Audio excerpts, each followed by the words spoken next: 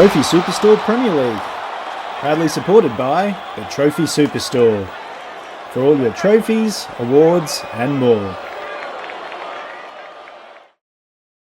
Welcome to the FBTV feature game. I'm Darren Lutton. We're at Cornubia Park for round 9 of the Trophy Superstore Premier League between Logan Lightning and Taringa Rovers. Logan Lightning are of course top of the league, but their most important signing has been in the last month, and that's a wood-fired pizza oven. Taringa, last time we saw them in a feature game, they put 8 goals past Virginia United.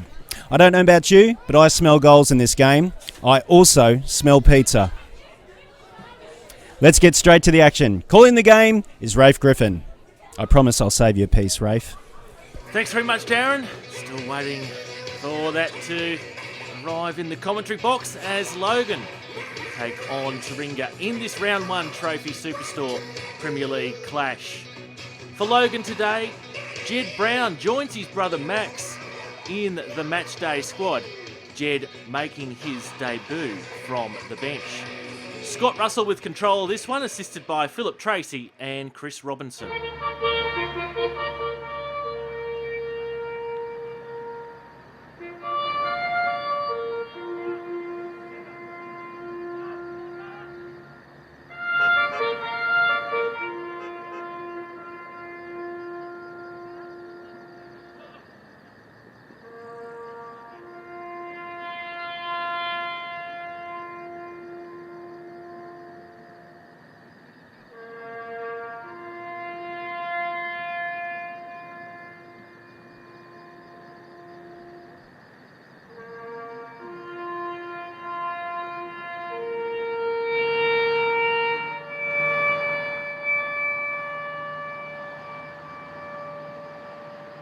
The last post ringing out through Cornubia Park on this weekend that marks the 100th anniversary of the Anzacs landing at Gallipoli. And we're now into match action. And Logan with possession here through Kearns. Ball played on here for Kearns once more. Gets into the box and finds the side netting on that occasion. Free kick here taken by Max Brown.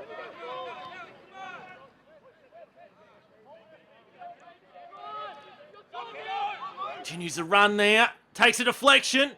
And out for a corner here to Logan. Corner played in. Cleared away initially. Now Green off his left foot. Oh, Stephen Green! What a fantastic strike to put his side ahead. And even his teammates are a little bit shell-shocked by the way that he's finished that one. Surprised. Stephen Green off his left foot. And Doug Blakey can't do much about that one. Just beaten by a fantastic finish from behind on the Packfire Australia GoPro replay. What a fantastic way for Stephen Green to open up his side scoring tonight, banging into our Packfire Australia GoPro. Taringa with possession. Played forward by Dixon. Attacking opportunity here for Taringa. Chester off the woodwork.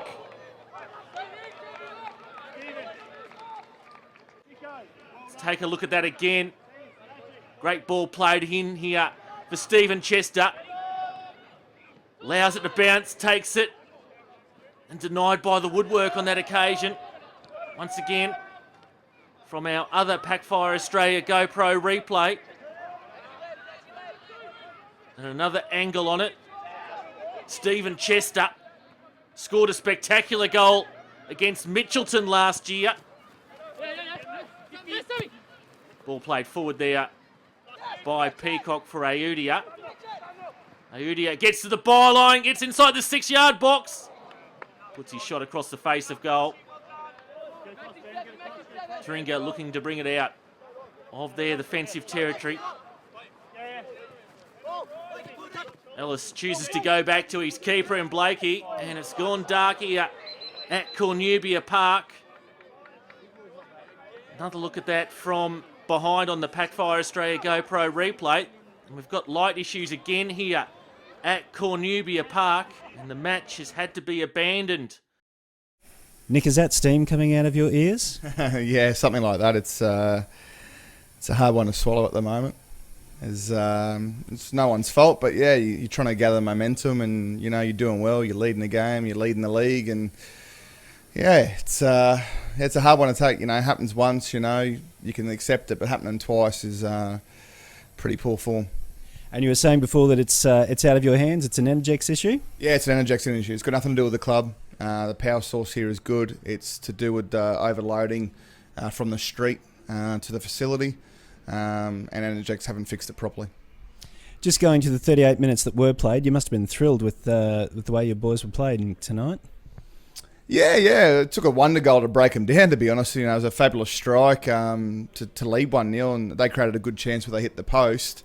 And that's probably what's frustrated me a little bit, was that was the only real chance they had. And, although they had a little bit of possession, we seemed like we were, ready to start hitting our straps as the game was unfolding.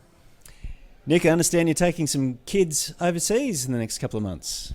Yeah, very exciting. I was fortunate enough to be offered a position by Football Brisbane to work with the 10s, 11s and 12s development squads.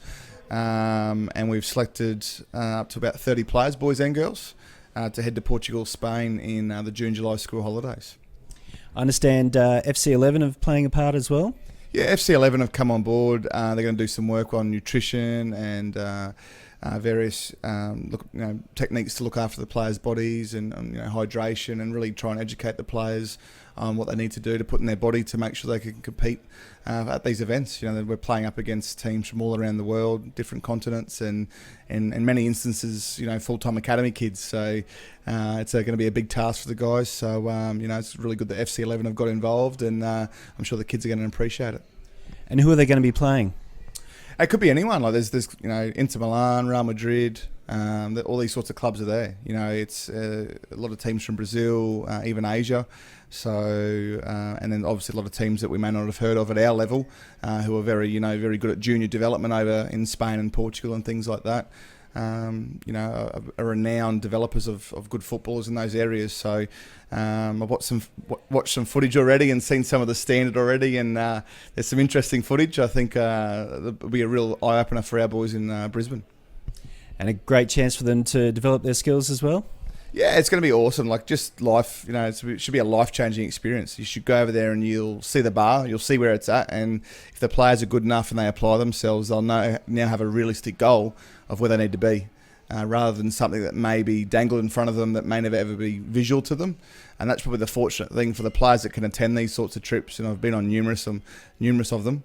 The kids come away with a new look on their football, and some just come back and really knuckle down, and it's just the turning point for many players. And I've taken numerous kids over there I can really look back on and say, hey, that trip really made a big difference. And let's hopefully we can have a few more of those kids coming through this program. So Mick, does it feel like you got out of jail there? Obviously an abandoned game's probably a good result for us tonight, but no, we were pretty encouraged by that 35 minutes. I mean, they're sharp. But yeah, we opened them up on a couple of times, and we've had a bit of a look at them now, and we think we can push them in the replay. You think if the Stephen Chester chance had gone in, that would have made things very interesting? Yeah, that was a really good passage of play, and the boys have worked into some good little areas, and a good strike on goal. So we're really encouraged by a couple of phases of the attacking play, and but they're a good side defensively too. They put a lot of pressure on you in the top third, and we just have to make sure not to force it in the replay. Tell us a little bit about life as a promoted club. How's it been for you? How's the team been? How's the standard been?